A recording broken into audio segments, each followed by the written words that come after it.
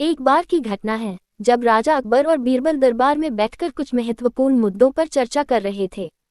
इस समय बीरबल ने अकबर से कहा, मुझे ऐसा विचार है कि अधिकांश पुरुष अपनी पत्नियों के प्रति अत्यधिक आत्मनिर्भर होते हैं और उनसे डरते हैं। इस बात पर राजा को यह बिल्कुल अच्छा नहीं लगा और उन्होंने इसे खारिज किया। इस पर बीरबल ने अपने विचार को साबित करने का निर्णय किया।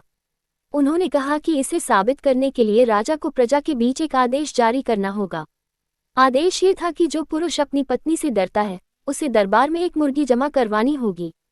राजा ने बीरबल के इस प्रस्ताव को स्वीकार कर लिया।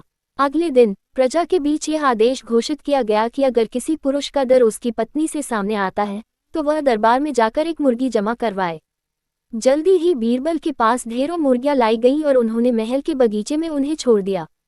बीरबल ने फिर राजा के पास जाकर कहा, महाराज, इतनी मुर्गियां इकट्ठा हो गई हैं कि आप एक मुर्गी खाना खोल सकते हैं और इसलिए आप इस आदेश को वापस ले सकते हैं। लेकिन राजा ने इसे गंभीरता से नहीं लिया और मुर्गियों की संख्या बढ़ते गए।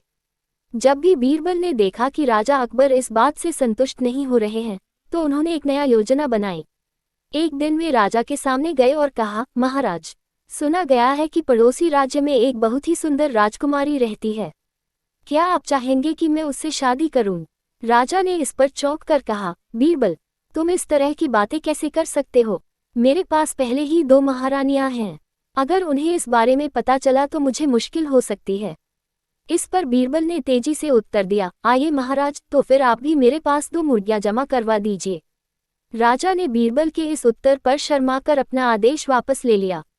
कहानी से सीख। इस कहानी से हमें ये सीखने को मिलता है कि चतुराई से ही हम किसी भी स्थिति को सुलझा सकते हैं। आवश्यकता है कि हम बुद्धिमत्ता से अपने पक्ष को साबित करें, जैसा कि बीरबल ने किया। अगर ऑडियो स्टोरी पसंद आए तो ऑडियो स्टोरी को लाइक और चैनल को सब्सक्राइब करें। धन्यवाद।